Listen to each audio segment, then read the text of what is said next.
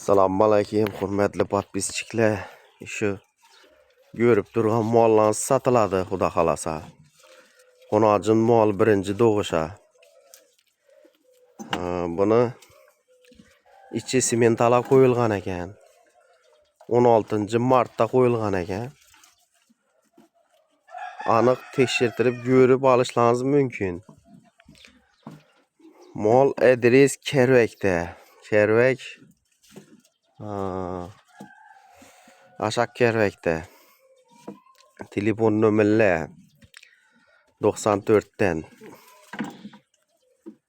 950 85 55 müracaat edeversiler. Mol öz dekandan uydan.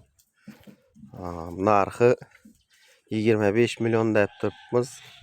Gelishib beramiz. Yine ajoyib mol. Buni parodasi, nomini krasniy stepmi? Ne deydilar buni bilmayman. Lekin parodniy mol, kelaki mol. Yaxshi, yuvosh. Lekin sementala qo'yilgan garantiya. Sementala qo'yilgan.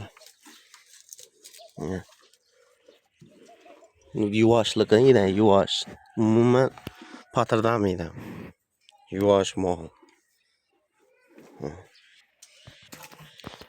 Siz aloqa chiqaverasizlar. Telefon nomerlarimiz yana bir bor aytamiz. 94'ten 950 85 55 raqami.